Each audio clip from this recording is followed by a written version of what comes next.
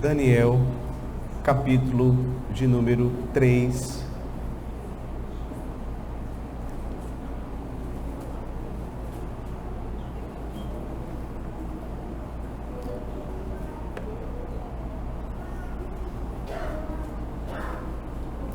Deixe sua Bíblia aberta em Daniel capítulo 3. Nós vamos fazer uma oração nesse momento. Senhor Deus, louvado seja o teu santo nome, Senhor, nesta hora. Ó Pai, nós aqui estamos para juntos podermos aprender mais da tua palavra. Rogamos ao Senhor que nos capacite, que o Senhor possa nos agraciar nesta manhã, por meio da compreensão, do entendimento, do assimilar a tua palavra. Que possamos ouvi-la com atenção, que os nossos corações estejam de fato contritos e desejosos por receber a tua palavra, que o Senhor esteja agindo em nosso meio, que o Senhor possa falar através da tua palavra nesta manhã. Abençoe a todos que aqui se encontram, aqueles que estão também acompanhando pela transmissão, que o Senhor possa ser com todos nós. Assim eu te peço no nome de Jesus. Amém. Amém. Queridos, muitas pessoas condicionam a sua fidelidade ao Senhor a ações favoráveis que Deus realiza para com elas. Ou seja, é aquela velha história: se o Senhor me abençoar, então eu vou segui-lo, eu vou servi-lo, eu vou ser fiel a Ele. Se o Senhor me der uma boa saúde, se o Senhor me der uma boa faculdade, se o Senhor me der um bom casamento, se o Senhor me der um bom emprego, aí com certeza eu vou ser um servo fiel ao Senhor. Entretanto, queridos, a Escritura, ela nos ensina que nós somos chamados a sermos fiéis a Deus em toda e qualquer situação, seja qual for a condição em que Deus, na sua providência, nos colocar, seja na saúde, seja na doença, seja na riqueza ou na pobreza, seja no casamento ou na solteirice, seja nos planos que se realizam, seja naqueles planos que se frustram. Então, nesse sentido, meus queridos, a nossa fidelidade a Deus independe de qual seja a vontade dEle para as nossas vidas. Eu sei que ser fiel ao Senhor não é algo fácil para nós, pecadores. Eu sei que ser fiel ao Senhor, quando tudo vai bem, muitas vezes é algo que nos motiva, mas e quando as coisas não vão bem? E quando as dificuldades batem à porta? E quando as coisas não acontecem como você gostaria que acontecesse? É justamente, queridos, nesse momento que o Senhor prova a nossa fidelidade. É nesses momentos que o Senhor prova o nosso coração para saber o que há ali. Se Ele de fato é o Senhor das nossas vidas, ou se nós só estamos buscando a Ele por conta dos benefícios que nós sabemos que só Ele pode nos dar. Então eu quero convidar aos irmãos nesta manhã para juntos meditarmos a respeito do seguinte tema: nossa fidelidade a Deus deve ser incondicional. A nossa fidelidade a Deus deve ser incondicional. E a partir disso, eu gostaria de ver alguns pontos aqui no capítulo 3 de Daniel. Nós vamos meditar em todo o capítulo. E o primeiro ponto que eu gostaria de destacar é que a idolatria sempre será um teste à nossa fidelidade. A idolatria sempre será um teste à nossa fidelidade. Acompanhe comigo a leitura aqui de Daniel, capítulo 3, a partir do verso de número 1. O rei Nabucodonosor fez uma imagem de ouro que tinha 70 côvados de altura e 6 de largura. levantou-a no campo de Dura, na província da Babilônia. Então o rei Nabucodonosor mandou ajuntar os sátrapas, os prefeitos, os governadores, os juízes, os tesoureiros, os magistrados, os conselheiros e todos os oficiais das províncias, para que viessem à consagração da imagem que o rei Nabucodonosor tinha levantado. Então se ajuntaram os sátrapas, os prefeitos, os governadores, os juízes, os tesoureiros, os magistrados, os conselheiros e todos os oficiais das províncias para a consagração da imagem que o rei Nabucodonosor tinha levantado, e estavam em pé diante da imagem que Nabucodonosor tinha levantado. Nisto o arauto apregoava em alta voz: ordena-se a vós outros, ó povos, nações e homens de todas as línguas, no momento em que ouvirdes o som da trombeta, do pífaro, da harpa, da cítara, do saltério, da gaita de fole e de toda sorte de música, vos prostrareis e adorareis a imagem de ouro que o rei Nabucodonosor levantou. Qualquer que se não prostrar e não adorar, será no mesmo instante lançado na fornalha de fogo ardente. Portanto, quando todos os povos ouviram o som da trombeta, do pífaro, da harpa, da cítara, do saltério e de toda sorte de música, se prostraram os povos, nações e homens de todas as línguas e adoraram a imagem de ouro que o rei Nabucodonosor tinha levantado. Veja, queridos, eu quero, antes de entrarmos no texto propriamente dito, lembrar um pouco aqui do contexto do capítulo 3 do livro do profeta Daniel. Veja, no capítulo anterior, Deus havia concedido a Daniel a revelação do sonho misterioso de Nabucodonosor, um sonho que o havia deixado perturbadíssimo. No sonho, Nabucodonosor viu uma estátua composta de 4 partes.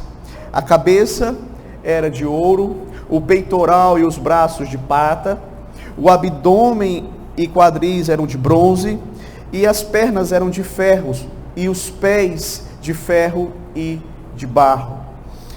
E por meio do sonho, Deus então estava mostrando ao rei os 4 grandes reinos que governariam o mundo por um tempo determinado. Então, a Babilônia estava simbolizada pela cabeça de ouro. O reino medo-persa era simbolizado pelo peitoral e braços de prata. O reino grego era simbolizado pelo abdômen e quadris de prata. E o reino romano era simbolizado pelas pernas de ferro e os pés de ferro e barro. E no tempo desses reinos, Deus anuncia ali por meio daquela visão que enviaria o seu reino para triunfar sobre todos aqueles reinos. Por esses reinos serem passageiros, por eles serem efêmeros, somente o reino do Senhor iria prevalecer sobre todos eles. Por fim, queridos, Nabucodonosor proveu para Daniel a posição de governador ali da Babilônia e chefe supremo de todos os sábios. E também promoveu, a pedido de Daniel, os seus 3 amigos, Ananias, Misael e Azarias. E Nabucodonosor ainda fez uma confissão reconhecendo que o Deus de Daniel é, de fato, o Deus sobre todos os outros, o Senhor de reis. Então, esse é o contexto do capítulo de número 2, certo? Passado algum tempo, passaram-se provavelmente alguns anos, aparentemente, o rei havia esquecido daquela confissão que ele tinha feito. E veja, o fato de Nabucodonosor ser a cabeça de ouro naquela estátua deve ter subido a cabeça dele, e ele então agora quer ser mais do que apenas a cabeça de ouro da estátua, ele quer ser a estátua inteira de ouro. Ele então queria que o seu império não tivesse fim, que o seu império perdurasse, não é? Não como Deus havia revelado por meio daquela profecia, que chegaria o tempo em que ele não mais existiria, mas Nabucodonosor queria que o seu reino fosse perpétuo. Por isso então Nabucodonosor manda construir uma estátua de ouro e ordena que todos aqueles que estão ali debaixo da sua autoridade se prostrem e adorem a sua imagem. E veja, para a maioria dos povos que estavam ali na Babilônia, esse não era um problema, porque muitos adoravam a vários deuses. Eram religiões pagãs, politeístas, e para eles adorar a imagem de Nabucodonosor não havia nenhuma dificuldade nisso, não havia nenhum problema nisso. Entretanto, esse era um grande problema para os judeus, pois como nós sabemos, os judeus, eles são monoteístas, a fé deles é exclusivista. E logo seria uma situação que certamente haveria de provar a fidelidade do povo de Deus ali na Babilônia. Nabucodonosor desafiou a Deus construindo a sua própria imagem, a sua própria estátua, inteiramente de ouro, sem os pés de barro e ferro, conforme Deus havia revelado no sonho.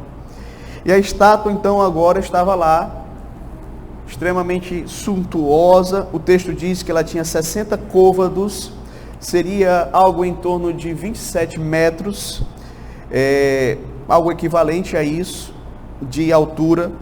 Porém, de largura, ela tinha 6 côvados, algo em torno de 2 metros e 70. Veja, era basicamente um pilar com uma escultura, né? Um pilar esculpido. De modo, queridos, que Nabucodonosor, ele havia conquistado várias nações que estavam ali debaixo do seu poder, que ele queria certamente cada vez mais unificar essas nações debaixo do seu poder, que elas fossem cada vez mais devotas a ele, fiéis a ele, que elas de fato tivessem nele um Deus. Então o rei, ele buscou algo que unificasse o império, que ao mesmo tempo demonstrasse a lealdade daqueles povos a ele. Isso também foi uma estratégia política da parte dele. Então, por esta razão, ele manda chamar todas as autoridades do império para testar a lealdade daquelas autoridades. No momento em que eles ouvissem o som dos instrumentos musicais, eles deveriam se prostrar, eles deveriam adorar a sua estátua. A punição para quem não se prostrasse era ser lançado na fornalha de chamas, uma fornalha de fogo extremamente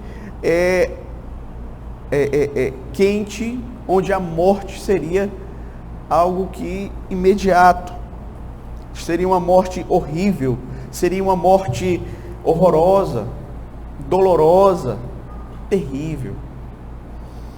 E aí você imagina a cena, a multidão toda ali reunida, as autoridades vindas de todas as partes do império, a mando de Nabucodonosor. O arauto então, a puros pulmões, começa a anunciar que na hora em que se ouvissem os instrumentos musicais tocando, todos tinham que se dobrar, todos tinham que adorar, caso contrário seriam lançados na fornalha de fogo ardente. Então, veja só, a música então começa a tocar. O rei olha ali na planície de Dura e vê que todos aqueles que estavam ali no seu reino, provavelmente Daniel não estava ali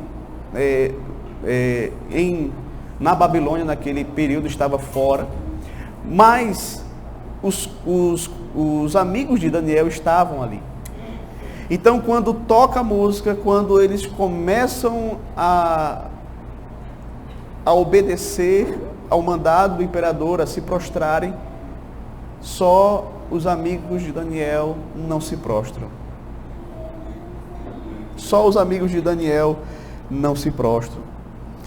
Veja, queridos, é interessante porque, de acordo com o texto, Nabucodonosor ele foi informado por alguns do seu reino que aqueles hebreus não tinham se prostrado. Ele provavelmente não viu a princípio que eles não tinham se prostrado. Então, ao ser feita a vontade dele, ele deve ter ficado aqui extremamente satisfeito. Ele deve ter olhado para aquela multidão toda prostrada diante da sua imagem, fazendo aquilo que ele queria, fazendo aquilo que ele acreditava que ia ser a solução para unificar o seu reino, a adoração à sua pessoa, à sua imagem. É interessante, queridos, porque, como nós dissemos anteriormente, a idolatria, ela sempre será uma tentação para aqueles que querem viver de maneira fiel ao Senhor. Pensando um pouco no nosso contexto atual, no mundo em que nós vivemos, ainda hoje, há nações que adotam certas ideologias marxistas que pregam que você deve adorar ao ditador. A gente acha isso muito estranho, mas lá na Coreia do Norte é assim. Ou você vai encontrar locais como, por exemplo, a China, onde até pode existir uma religião, contanto que demonstre lealdade ao Estado. Ou seja, é uma religião de fachada. Então, nesses lugares, os cristãos, eles têm sua fidelidade testada pela idolatria ao Estado. E por mais que a nossa realidade não seja como a realidade, queridos, destes países, mas nós sabemos que o marxismo cultural tem utilizado o Estado para estabelecer leis que são contrárias àquilo que nós, de fato, cremos, de acordo com o Evangelho, para cercear a nossa liberdade, a liberdade de expressão, a liberdade de consciência, a liberdade até de religião. Então você vai ver muitas vezes o Estado extrapolando a sua esfera e querendo se meter nas questões referentes à igreja. Volta e meia você vai perceber isto. Então você vai ver o Estado querendo determinar como nós criamos os nossos filhos, querendo redefinir o conceito de família, querendo determinar inclusive o que pode ou não ser pregado nas igrejas, querendo doutrinar os nossos filhos nas escolas, querendo nos calar, pois se você é um cristão, você não pode falar sobre determinados temas, a sua opinião ela é rechaçada na hora, você não tem o direito de falar sobre aborto, eutanásia, porque é o Estado quem vai falar sobre essas coisas, ele é que vai determinar essas coisas. Mas, veja, queridos, nós como cristãos, nós temos convicções fincadas na palavra do Senhor. Eles acreditam que porque nós temos a nossa convicção firmada na Escritura, isso nos desqualifica para o debate. Assim como Ananias, Misael e Azarias, nós não podemos nos curvar diante a idolatria ao Estado. Quando o Estado quer nos obrigar a pecar contra Deus, cabe a nós fazer aquilo que os apóstolos fizeram. Importa-nos agradar a Deus do que aos homens. E esse era o primeiro ponto que eu gostaria de ver. O segundo ponto é que certamente perseguições virão por causa da nossa fidelidade. Certamente perseguições virão por causa da nossa fidelidade. Acompanhe comigo a leitura a partir do verso 8. Ora, no mesmo instante se chegaram alguns homens, caldeus, e acusaram os judeus. Disseram ao rei Nabucodonosor: ó rei, vive eternamente. Tu, ó rei, baixaste um decreto pelo qual todo homem que ouvisse o som da trombeta, do pífaro, da harpa, da cítara, do saltério, da gaita de foles e de toda sorte de música se prostraria e adoraria a imagem de ouro. E qualquer que não se prostrasse e não adorasse seria lançado na fornalha de fogo ardente. Há uns homens judeus que tu constituíste sobre os negócios da província da Babilônia, Sedraque, Mesaque e Abdenego. Estes homens, ó rei, não fizeram caso de ti, a teus deuses não servem, nem adoram a imagem de ouro que levantaste. Então Nabucodonosor, irado, furioso, mandou chamar Sedraque, Mesaque e Abdenego, e trouxeram a estes homens perante o rei. Falou Nabucodonosor e lhe disse: é verdade, ó Sadraque, Mesaque e Abdenego, que vós não servis a meus deuses, nem adorais a imagem de ouro que levantei? Agora, pois, estáis dispostos a, quando ouvirdes o som da trombeta, do pífaro, da cítara, da harpa, do saltério, da gaita de foles, prostrai-vos e adorai a imagem que fiz. Porém, se não a adorardes, sereis no mesmo instante lançado na fornalha de fogo ardente. E quem é o Deus que vos poderá livrar das minhas mãos?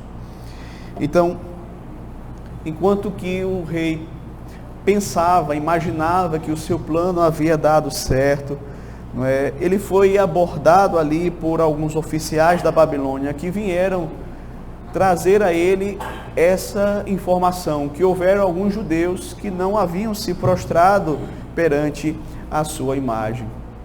Sedraque, Mesaque e Abdenego, justamente aqueles amigos de Daniel que o rei havia colocado em um posto mais elevado, havia colocado como responsáveis pelos negócios da Babilônia. Eles não haviam, diríamos assim, provado a sua fidelidade ao rei, se prostrado perante a imagem que ele havia feito. E aí você imagina, não é, a cena, o rei não viu, mas imagine a cena, toda a Babilônia se prostrando e somente aqueles 3 servos do Senhor permanecendo de pé.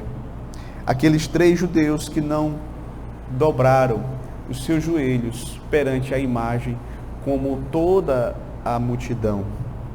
Então, ser fiel ao Senhor, queridos, com frequência, vai ser algo que nós vamos experimentar de forma solitária.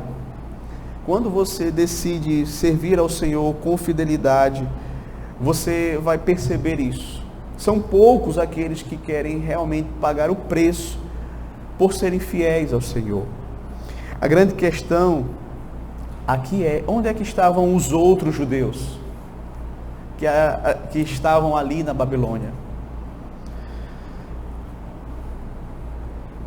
Você não vê aqui sendo mencionado os outros, mas esses 3 amigos de Daniel. Então, os oficiais que vão até Nabucodonosor, eles eram caldeus. Interessante isso, porque eles faziam parte daquele grupo que não tinha conseguido decifrar o sonho do rei. Então, muito provavelmente, aquilo ali não tinha descido muito bem. Eles já tinham uma certa rixa, uma certa inveja, e aproveitaram aquela oportunidade para ganhar pontos com o rei e entregarem os amigos de Daniel a quem eles invejavam. Então eles denunciam os amigos de Daniel ao rei. E as acusações contra eles, não é, eram, de acordo com as leis ali da Babilônia, muito graves. Muito graves. Eles foram acusados de ingratidão, de impiedade, de desobediência. Os amigos de Daniel aqui, eles não só desobedeceram a ordem do rei, mas também rejeitaram, né, o Deus da Babilônia, vamos dizer assim. Então, de acordo com o decreto do rei, não havia outra solução senão lançá-los na fornalha de fogo ardente. Mas o rei, então, muito misericordiosamente, resolve dar a eles uma chance. Ele chama os 3 jovens e diz, não é, vou dar a vocês mais uma chance, uma segunda chance, para que vocês se dobrem perante a minha imagem quando a música tocar. Caso contrário, vocês já sabem, vocês sofrerão as consequências, vocês vão parar na fornalha. Então, você vai perceber aqui a atitude de Nabucodonosor, na sua ânsia por querer poder, por querer ser adorado. Ele tem essa atitude aqui extremamente soberba. E aí é interessante porque, de acordo com o texto, ele ainda vai dizer assim, e eu quero ver quem é o Deus que pode livrar vocês das minhas mãos. Olha só, desafiando o Senhor. E queridos, o que nós estamos vendo aqui neste relato é a consequência natural da fidelidade ao Senhor. Quando nós, como igreja de Cristo, resolvemos ser fiéis a Deus, perseguições virão. Não é? Paulo, escrevendo a Timóteo, ele vai falar justamente isso. Todo aquele que quer viver piedosamente padecerá perseguição. Então, se aqueles 3 homens tivessem se prostrado diante da imagem do imperador, se eles tivessem quebrado o 2º mandamento, certamente eles não teriam que enfrentar a fúria de Nabucodonosor. Certamente eles não teriam que sofrer as ameaças de serem mortos com a morte tão horrível. Então, é interessante porque você vai perceber, durante a pandemia, você, não sei quantos souberam, mas foi noticiado e foi motivo de reportagem que, por exemplo, lá na China, enquanto que as igrejas estavam fechadas e a população em casa, o governo deu ordens para que as igrejas fossem destruídas. E muitas igrejas foram destruídas.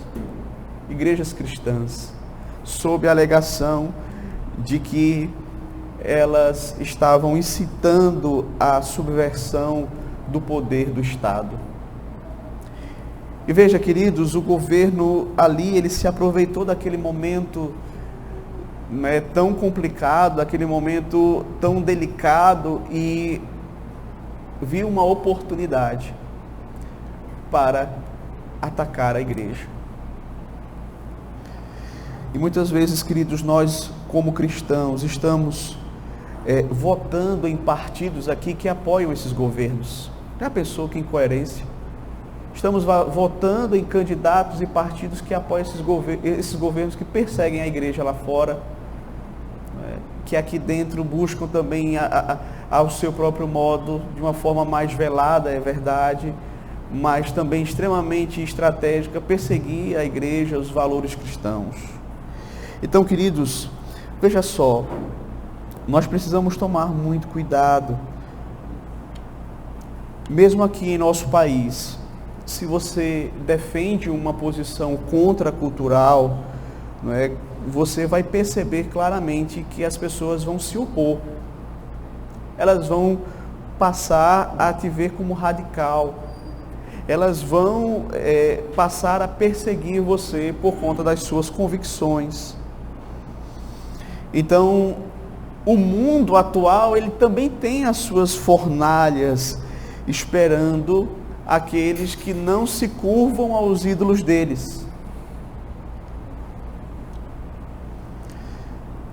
que não adoram aquilo que é o politicamente correto, a ideologia de gênero, ao sexo livre, ao empoderamento feminino e tantas outras coisas que eles querem nos impor e que são contrários àquilo que a palavra de Deus nos aguarda. E o que nos espera, queridos, é a fornalha do escárnio, a fornalha da ridicularização, do repúdio e por aí vai. Se você não segue a cartilha deles, você então passa a ser condenado e deve receber a devida punição, o devido castigo. Terceiro ponto, a nossa fidelidade não está limitada à resposta favorável de Deus. A nossa fidelidade não está limitada à resposta favorável de Deus. Veja o que a resposta dos amigos de Daniel, verso 16 em diante. Responderam Cedraque, Mesaque e Abdenego ao rei: ó Nabucodonosor, quanto a isto não necessitamos de te responder. Se o nosso Deus, a quem servimos, quer livrar-nos, ele nos livrará da fornalha de fogo ardente e das tuas mãos, ó rei. Se não, fica sabendo, ó rei, que não serviremos a teus deuses, nem adoraremos a imagem de ouro que levantaste. Então Nabucodonosor se encheu de fúria, e transtornado o aspecto do seu rosto contra Cedraque, Mesaque e Abdenego, ordenou que se acendessem a fornalha 7 vezes mais do que se costumava. Ordenou aos homens mais poderosos que estavam no seu exército que atassem a Cedraque, Mesaque e Abdenego e os lançassem na fornalha de fogo ardente. Veja, coisa interessante aqui, o rei se volta para Cedraque, Mesaque e Abdenego e diz: olha, eu quero saber quem é o Deus que vai livrar vocês das minhas mãos. E a resposta deles qual foi? Quanto a isto, rei, nós nem precisamos de te responder. Ou seja, a pergunta do rei para aqueles 3 homens era uma pergunta que nem cabia resposta. Se o próprio rei viu que Deus foi capaz de fazer, revelando o seu sonho a Daniel, se o rei não se convenceu através daquele feito extraordinário que Deus fez através do seu servo Daniel, pelo que ele já tinha visto ali, então os amigos de Daniel disseram: nós não temos nem o que te responder. E eles ainda prosseguiram dizendo: se o nosso Deus quiser nos livrar da fornalha e das tuas mãos, ó rei, ele o fará. Mas se esta não for a vontade dele, fique sabendo que nós não vamos nos curvar diante da tua estátua. Veja a resposta daqueles homens, Ananias, Misael e Azarias. Eles não sabiam se eles iriam escapar da fornalha ardente. Mas uma coisa eles sabiam: eles não iriam se prostrar perante a estátua de Nabucodonosor. Eles sabiam sim que Deus tinha poder suficiente para salvá-los. Isso é fato. Mas não sabiam se era essa a vontade do Senhor. Deus pode nos livrar, mas pode ser que Ele não queira nos livrar. Seja como for, nós não vamos agir com infidelidade ao nosso Deus. Então, a fidelidade deles aqui, pela graça de Deus, é uma fidelidade que não estava limitada à resposta favorável da parte de Deus. Entretanto, de uma coisa eles estavam certos, e queriam também que o rei estivesse certo. Eles não se curvariam diante de uma estátua, diante de um ídolo, diante de um deus pagão, não adorariam essa imagem, ainda que tivessem sido ameaçados de morte. Então eles assumiram uma postura de absoluta fidelidade ao Senhor, independente das consequências. E veja, queridos, isso é algo que nós precisamos deixar claro aqui. Quando nós decidimos ser fiéis a Deus, nós precisamos estar preparados para as consequências, porque elas virão. Nós precisamos ser fiéis a Deus e buscarmos estar preparados para consequências, porque pode ser que o Senhor deixe que essas consequências nos afetem de forma dura, de forma que venhamos a sofrer, venhamos a passar por dificuldades. Eles sabiam que poderiam passar pela morte, mas eles sabiam quem era o Deus a quem serviam.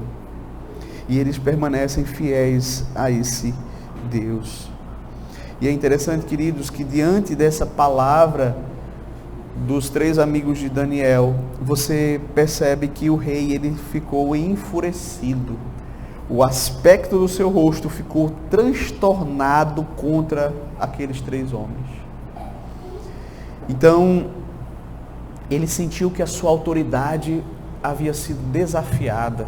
Aquilo mexeu com o ego, com o orgulho dele, não é? O seu plano, que na sua mente era tão perfeito, não tinha dado tão certo como ele gostaria que fosse.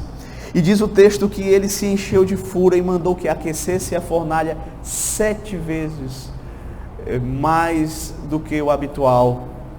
E mandou que homens fortes então amarrassem aqueles servos do Senhor, para que eles não tivessem a menor chance de escapar, e lançassem aqueles homens na fornalha. Queridos, do mesmo modo, a nossa fidelidade a Deus, ela não pode estar restrita àquilo que nós imaginamos que Deus deve fazer a nosso favor. A nossa fidelidade a Deus, meus queridos, deve ser incondicional, independente de quais forem os planos de Deus para nós, independente de qual seja a vontade de Deus na sua providência para nós, nós devemos ser fiéis a Ele, independentemente de Ele atender às nossas expectativas, aos nossos desejos, às nossas vontades. É nessas horas, queridos, que vai ficar realçado em nossas vidas que, de fato, somos fiéis ao Senhor, não por aquilo que nós recebemos da parte dEle, mas por aquilo que Ele é, por quem Ele é. Nós não estamos interessados nas bênçãos e não no Senhor Deus. Para nós, o doador, ele é mais importante do que a bênção doada. Então, alguns crentes estão dispostos a serem fiéis, como eu disse no início, mas com essa condição: não, se Deus me proteger, eu vou ser fiel a Ele. Se Deus me abençoar, se Deus fizer isso, se Deus providenciar um casamento para mim, se Deus me fizer passar naquela prova, se Deus me der um bom emprego, aí sim, aí eu vou servir a Deus, eu vou para a igreja, aí eu vou buscar não satisfazer os desejos da carne, não fazer aquilo que o mundo me estimula a fazer, e aí eu vou ser fiel a Deus. Meus queridos, a fidelidade ao Senhor não deve depender da resposta favorável dele à nossa condição. Para aqueles 3 servos do Senhor, não havia escolha.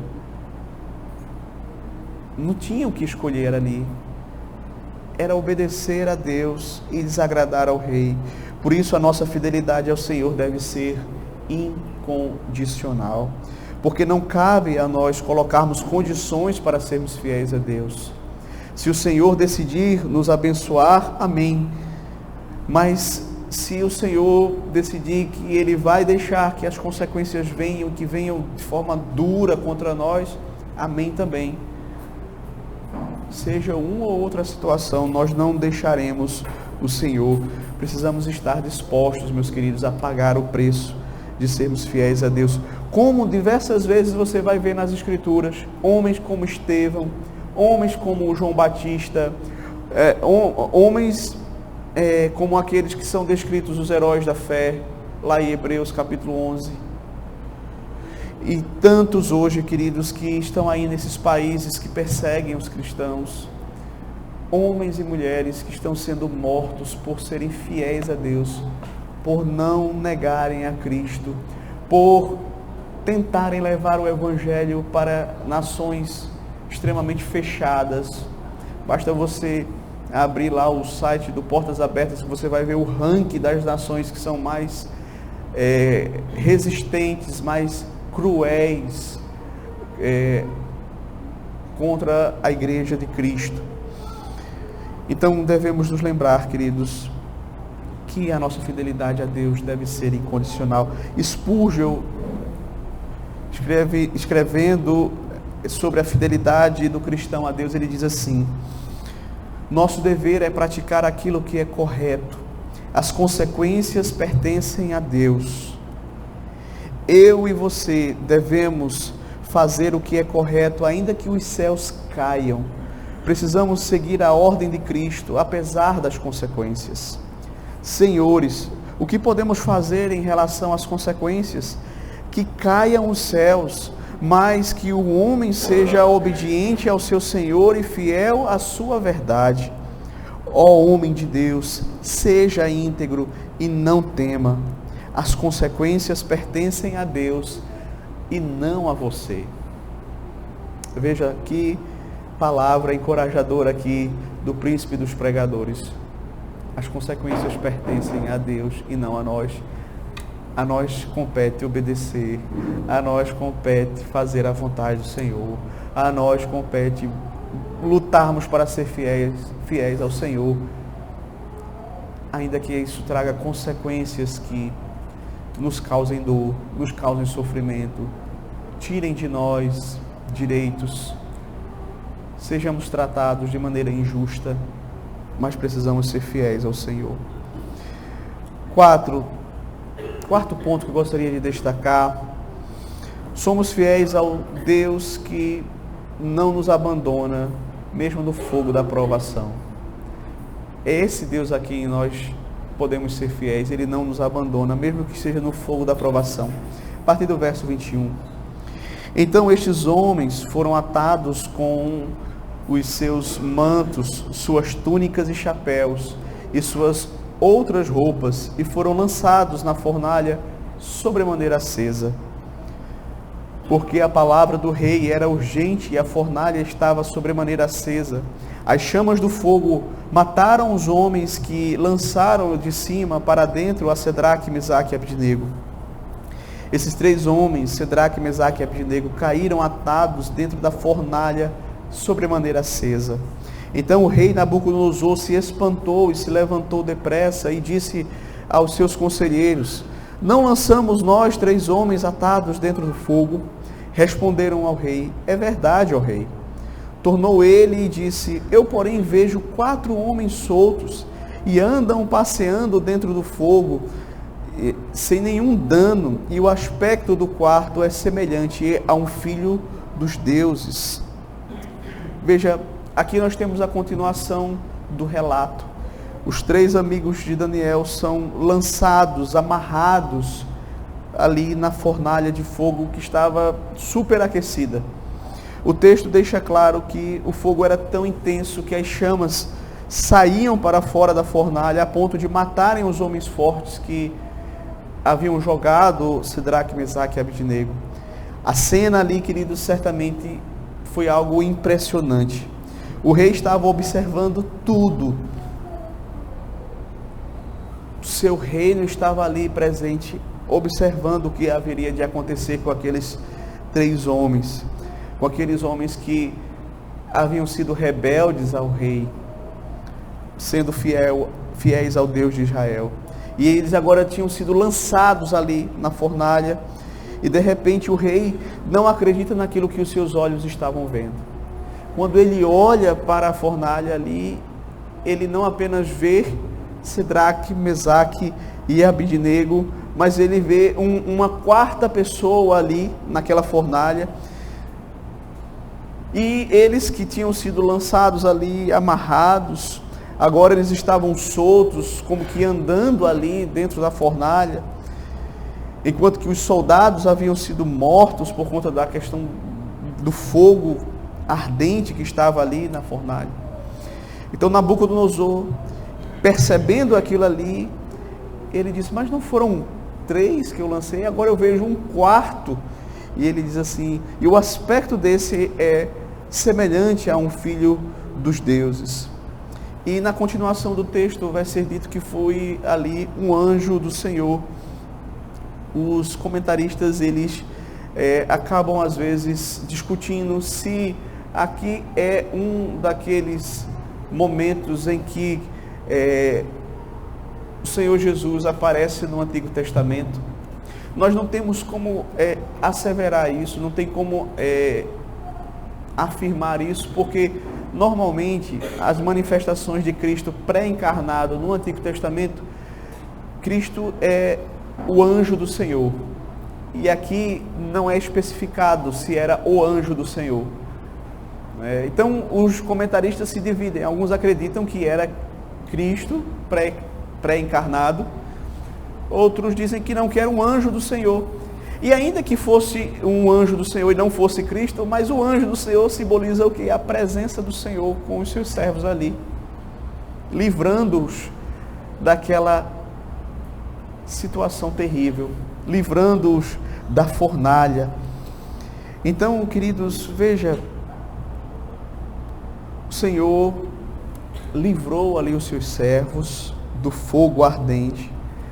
É o mesmo Senhor que hoje também age em favor da sua igreja, certo? E o próprio Senhor Jesus Cristo, ele, nas suas palavras, disse que ele estaria conosco todos os dias, até a consumação dos séculos. Então, seja nos períodos de bonança, seja nos períodos de provação, o Senhor sempre vai estar conosco. O Senhor sempre estará cuidando do seu povo, protegendo o seu povo, guardando o seu povo e salvando o seu povo. Porque ainda que os homens venham tirar a nossa vida aqui, eles não podem tirar a nossa salvação, que está garantida. Como diz o apóstolo Paulo, escrevendo a Timóteo: o Senhor me levará a salvo para o seu reino celestial. Então nós vamos ser salvos, sim. Então Cristo, ele promete estar conosco no meio das lutas, das provações. A presença de Deus sempre estará com o seu povo. Interessante, você vai perceber normalmente no Antigo Testamento, quando Deus diz assim: não temas, logo em seguida ele diz: porque eu estou contigo. O Salmo de número 23 vai dizer: ainda que eu ande pelo vale da sombra da morte, ainda que eu ande por uma situação em que a morte esteja tão perto que a sombra dela se projete contra mim, não temerei mal nenhum, porque tu estás comigo. Queridos, eu sei que muitas vezes o caminho da fidelidade é um caminho solitário, no sentido de que muitas vezes as pessoas ao nosso redor não vão querer pagar esse preço. Mas uma coisa é certa: o Senhor não vai nos abandonar em momento nenhum. Ele vai estar conosco, seja qual for a situação, a consequência da nossa fidelidade, seja qual for a punição que venhamos a receber pela nossa fidelidade, Deus não vai nos abandonar. E aí na continuação, verso 26 em diante: então se chegou Nabucodonosor à porta da fornalha, sobremaneira acesa, falou e disse: Cedraque, Mesaque e Abidnego, servos do Deus Altíssimo, saí e vinde. Então Cedraque, Mesaque e Abidnego saíram do meio do fogo.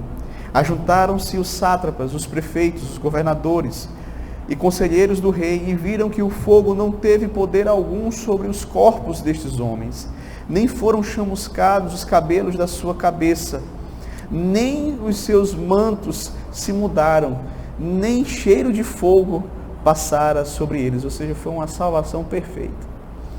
Falou Nabucodonosor e disse: bendito seja o Deus de Cedraque, Mesaque e Abdenego, que enviou o seu anjo e livrou os seus servos que confiaram nele, pois não quiseram cumprir a palavra do rei, preferindo entregar o seu corpo e a servirem e adorarem a qualquer outro Deus, senão o seu Deus.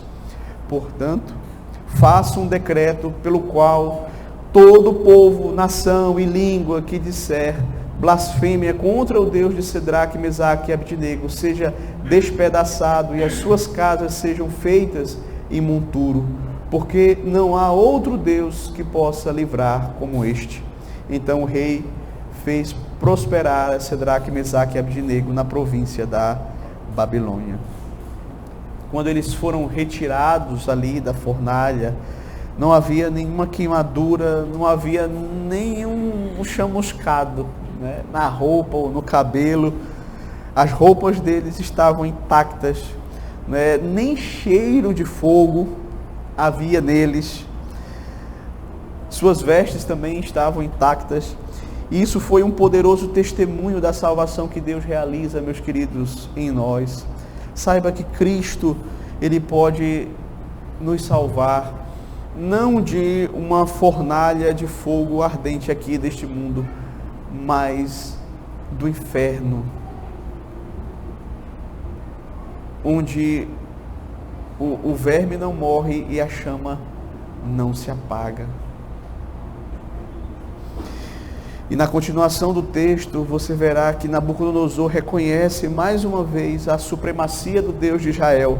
Ele reconheceu também a coerência aqui dos três homens em preferirem serem lançados na fornalha, ou seja, pagar o preço, mas não traírem o seu Deus. Serem fiéis ao seu Deus. E veja, queridos, nós que somos crentes, isso é o tipo de coisa que o mundo ele sempre vai estar olhando para nós, esperando. Será que vai ser fiel agora? Será que nessa situação agora que a situação é mais complicada, vai manter-se fiel? E claro, dependendo da nossa resposta à aprovação, à tentação, isso vai repercutir neles. Se você ceder à aprovação, olha, está vendo? Está vendo como, se for para ser crente assim, eu prefiro não ser. Mas se você permanece fiel, e claro, isso não vem de nós, isso não é por nossa própria força, é pela graça de Deus. Você, dependendo de Deus, você se mantém fiel, isso também vai ter uma repercussão neles. Vai servir como um testemunho, seja para a salvação ou para a condenação do verdadeiro evangelho ali. Então, veja, queridos, ele ainda passou um edito real proibindo que se falasse mal do rei, do Deus de Israel, em todo o seu império, e fez com que aqueles três homens fossem ainda mais relevantes dentro da sua administração. Então, queridos, caminhando para o fim, algumas aplicações breves. Somos chamados a uma fidelidade ao Senhor incondicional, seja qual for a circunstância. Jamais devemos deixar de ser fiéis ao nosso Deus. Esse é o grande testemunho da igreja, a sua fidelidade ao Senhor. É quando nós permanecemos fiéis que nós vamos realmente nos tornar relevantes na nossa sociedade. É quando nós seremos de fato sal da terra, luz do mundo. Quando nas nossas palavras permanecermos fiéis ao verdadeiro evangelho, nas nossas ações permanecermos fiéis ao verdadeiro evangelho. Se Cedraque, Mesaque e Abdenego tivessem cedido àquela pressão do rei por medo, eles talvez tivessem voltado para casa naquele dia, envergonhados, tristes por terem negado ao Senhor. Se eles não tivessem sido fiéis, mas se eles não tivessem sido fiéis, eles não teriam visto o livramento do Senhor na vida deles, aquele feito extraordinário realizado pelo Senhor para livrar o seu povo. Quando o crente ele cai, quando ele prefere a infidelidade, ele não tem a oportunidade de ver isso. Mas quando nós somos fiéis, nós vamos ter sim uma grande luta, vamos pagar o preço, mas teremos certamente essa experiência com Deus de ter o Senhor ao nosso lado. Por mais que as coisas fiquem difíceis, por mais que as consequências sejam ainda mais agravantes até a morte, mas aqueles que forem fiéis saberão que Deus está sempre ao seu lado e terão essa experiência com o Senhor, seu Deus. Vem aqui à memória Estevão, não é? Quando diante da liderança de Israel, ele falou todo aquele sermão, e quando eles começaram a apedrejá-lo, foi que ele viu os céus abertos, ele viu o Senhor Jesus Cristo. O Senhor estava ali com ele. Então, a igreja, ela não impactará o mundo pela semelhança, ela impactará pela diferença. Quando nós não buscamos ser diferentes por ser diferentes, mas nos mantemos fiéis aos princípios do Evangelho, que por si só vão ser diferentes daquilo que o mundo prega.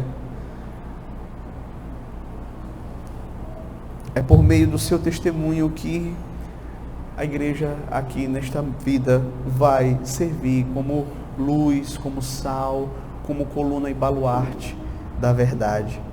Assim como Cedraque, Mesaque e Abednego enfrentaram a pressão de se curvar diante da estátua de Nabucodonosor, nós também enfrentamos hoje diversas pressões, diversos desafios, diversas tentações à nossa fidelidade. O mundo constantemente está querendo impor à igreja os seus valores, as suas práticas, os seus maus costumes, que são contrários à palavra de Deus.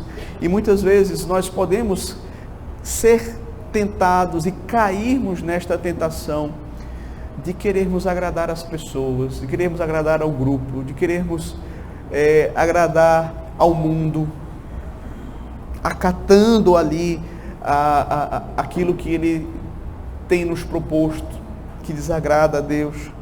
Nós não podemos negociar o Evangelho, meus queridos. Lembremos do que o apóstolo Paulo disse lá em Romanos capítulo 12, verso 2.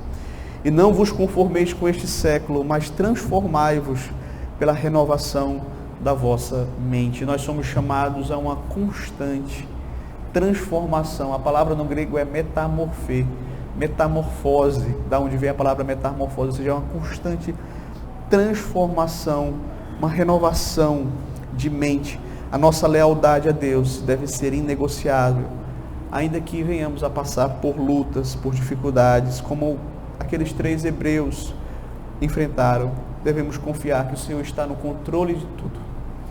Outra aplicação que nós podemos tirar aqui, queridos, é que a história de Cedraque, Mesaque e Abednego, aqui relatando o seu livramento da fornalha ardente, aponta para uma realidade maior, para aquela salvação perfeita que o Senhor há de realizar em nós, em Cristo. Veja, nós já somos salvos em Cristo, mas ainda há o cumprimento pleno que nós aguardamos, porque estamos no já e no ainda não. Então, assim como aqueles jovens que foram lançados no fogo por sua fidelidade a Deus, nós sabemos que aqueles que permanecem em pecado serão punidos, serão lançados no lago do fogo de enxofre. Aqueles que forem pelo caminho largo, aqueles que forem com a multidão, aqueles que resolverem trair o Senhor. No entanto, assim como Deus protegeu os seus servos ali na fornalha e os livrou e os resgatou, o Senhor há de nos dar o livramento completo, a salvação completa do pecado, dos seus efeitos, do poder dele sobre nós, da presença dele. A salvação que ele providencia, ela é completa. Cabe a nós hoje, queridos, seguir o caminho de Cristo, nosso Senhor Jesus, que foi fiel até a morte e nos chama para um caminho também de fidelidade, para trilharmos esse caminho que não é fácil, que é contracultural, que certamente não é o mais popular. Você não vai receber aplausos do mundo, mas certamente é o caminho que nós temos que seguir, não há outra opção. Sejam quais forem as consequências, a nossa fidelidade a Deus deve ser, de fato, como nós tivemos a oportunidade de aprender hoje, incondicional. Que Deus nos abençoe. Amém.